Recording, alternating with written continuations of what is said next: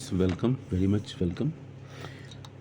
ये टॉपिक है India China के ग्रोथ डाइवर्जेंस के ऊपर कि इंडिया और चाइना का जो ग्रोथ पैटर्न चल रहा है उसके ऊपर एक टॉपिक लिखा गया है रोशन किशोर एंड अभिषेक झा के द्वारा।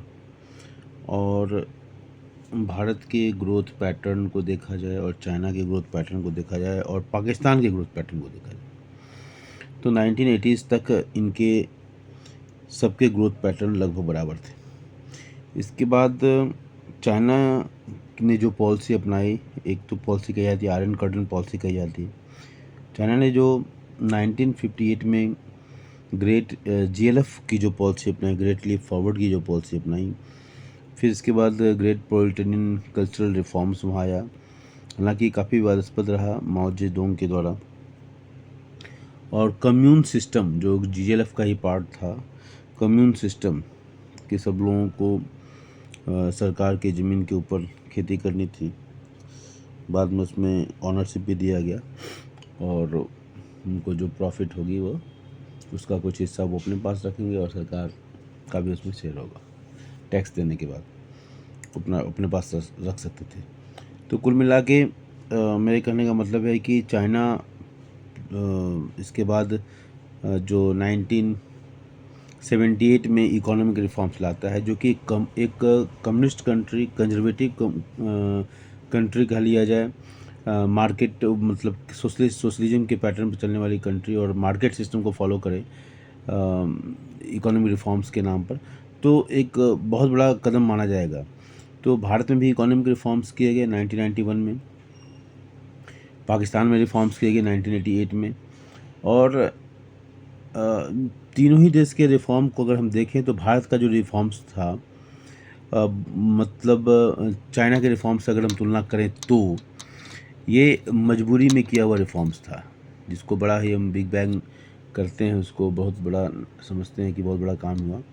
लेकिन जिस तरह की भारत की बैलेंस ऑफ पेमेंट की स्थिति थी, फिजिकल डेफिसिट की जो स्थिति थी उस समय, फॉरेन एक्सचेंज रिजर्व्स की जो स्थिति थी, प्राइस राइज जो था, ऑयल डिफिसिट जो बढ़ रहे थे, लगातार बढ़ रहे थे, अनएम्प्लॉयमेंट की प्रॉब्लम थी, मतलब तमाम जो पैरामीटर्स होते हैं इकोनॉमिक डेवलपमेंट के, ग्रोथ के, प्रॉस्पेरिटी के, वो सारे पैरामीटर से भारत नेगेटिव था। अब एक बड़े देश, भारत जैसे बड़े देश में सोचिए, अगर आपको 10 से 12 दिन का फॉरेन एक्सचेंज मात्र हो तो देश कैसे सर्वाइव करेगा। तो भारत भी एक समय 1991 के समय कटोरा छाप इकॉनमी बन गया था, जो कि पाकिस्तान की कमोबेश स्थिति बनी हुई है। तो अभी हम ये आर्टिकल मुझे लगा कि थोड़ा सा इसको पढ़ना चाहिए, तो थोड़ा सा ज़्यादा समय न लेते हुए, India currently the world's fifth largest economy will become the world's third largest economy in a few years. While India has climbed 5 ranks on global GDP rankings in the past 10 years, moving up from third position will take some doing for it. It will mean overtaking China, whose GDP is 5 times that of India in current dollar terms.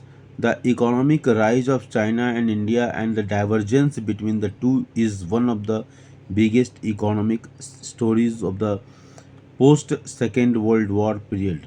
What explains the economic divergence between China and India? It is one question which even the most respected development economics narratives struggle to offer an explanation. For example, the centrality of institutions thesis by economist Daron Ekmoglu, Simon Johnson, and James Robinson, they were awarded this year's Nobel Prize in Economics,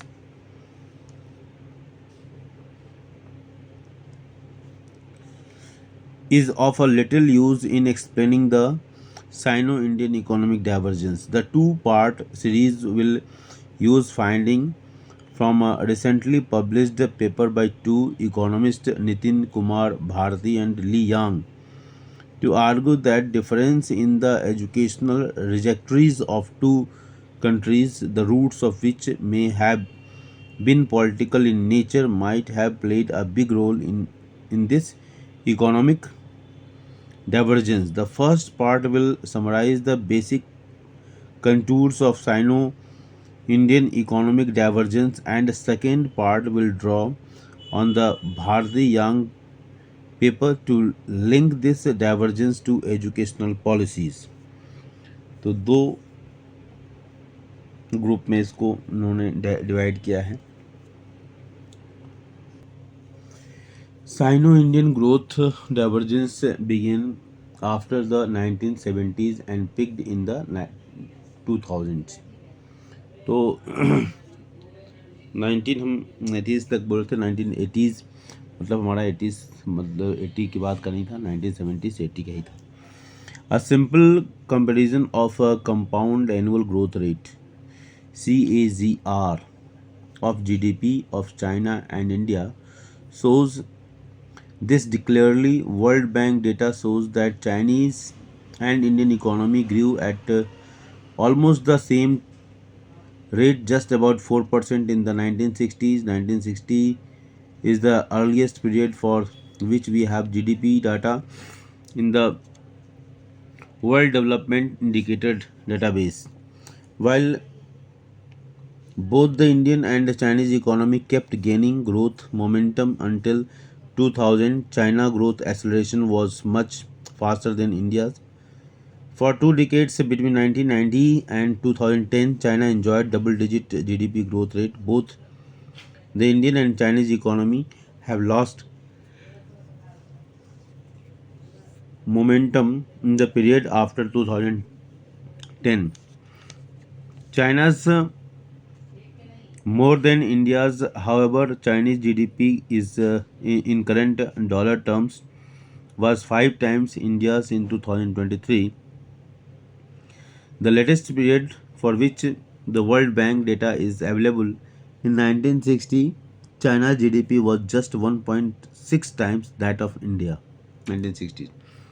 ये red colour China का दिया हुआ है और India का ये blue colour. 1960 to 70 ये 3.9 और 4 India and China respectively 4 and 3.9% GDP.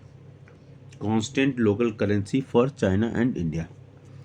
1970 से 80 में देखते हैं चाइना का जंप देख लीजिए. चाइना 3.9, 6.2 और भारत 4 से 3 आ गया. अब ये वो दौर है जब 70s इमरजेंसी का दौर लगा.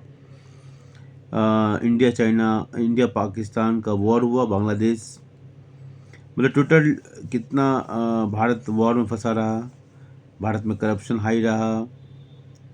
ओके, इमरजेंसी लगा. ये सारी चीज़ें हुई. 80s to 90s देखिए still that China is further gaining. 6.2, 3.9, 6.2, 9.3. India 4, 3, 5.6. 80s 90 तो ह्यूज डिफरेंस. 1990 अब देखिए 2000 के बीच का जो गैप है यहाँ पर 10.4 है. और ये वो समय था जब जम्मू कश्मीर का प्लान हुआ, वहाँ से हिंदू भगाए गए. तो एक वो वहाँ था डिस्टर्बेंसेस था. इकोनॉमिक क्राइसिस का समय था. ये गल्फ वॉर इस समय हुआ था. भारत पर foreign exchange, balance of payment, ये सारी चीज़ें भारत नेगेटिव झेल रहा था. ये वो दौर था. 1991 में हम इकोनॉमिक रिफॉर्म्स करते हैं. ये वो दौर था. भारत हर लेवल पर पिछड़ रहा था. 2000 से 2010 स्टिल 10.6 और India increased but not beyond means no way it can be compared to the China's growth story. 6.7 and to 2010 to 2023 is 6.5. Huge slowdown. India here also there is slowdown in case of India, but that slowdown and if this one if you compare that India has somehow we can say it's a better position than China's. Okay. Now India will beat China in growth in the next decade, but the per capita income gap would still be massive. India has been the world's fastest growing major economy for several years now. Latest World Economic Outlook (WEO) projections by the IMF shows that India will finally overtake China in terms of CAGR, compound annual growth rate, okay, of GDP between 2020 and 2029. 2029 is the latest period for which WEO, World Economic Outlook, projections are available. To be sure, this will be more an account of Chinese GDP growth falling sharply rather than India reaching extraordinarily high growth level. India overtaking China in terms of CAGR of GDP, that is compound annual growth rate of GDP, however, will do little in terms of a per capita GDP catch up between the two countries. China's per capita GDP in current dollar terms would be more than 4 times that of India in 2029. India will have growth advantage of over China in this decade, but China will still have a large advantage in per capita GDP terms. China GDP CAGR, compound annual growth rate of GDP. Okay, this China GDP CAGR कितना है? 1980 to 90 9.3, 1990 2010.4, 2000 to 2010 10.5, 2010 to 2020 it will be 6.8, and 2020 to 2029 it is a 4. तो ये CAGR के terms में compound annual growth rate of GDP के terms में है. India का देखिए 1980 to 90 5.6. China India per capita GDP ratio 0.9. 1990 to 2000 5.6 2.2 है China India per capita GDP ratio. 2000 to 2010 it is a 6.7% and it is a 3.3% China India per capita GDP ratio. 2010 to 2020 it is a 5.1 India GDP in terms of CAGR and 5.5 okay GDP ratio China India per capita GDP ratio. And finally 2020 to 2029 it is a 6.4 and 4.2. ये हमारा source है WEO, IMF का source है. पर capita GDP ratio current dollar values for 1990 2000 2010 2020 2029. So 2020 to 2029 CAGR and 2029 per capita GDP based on IMF projections.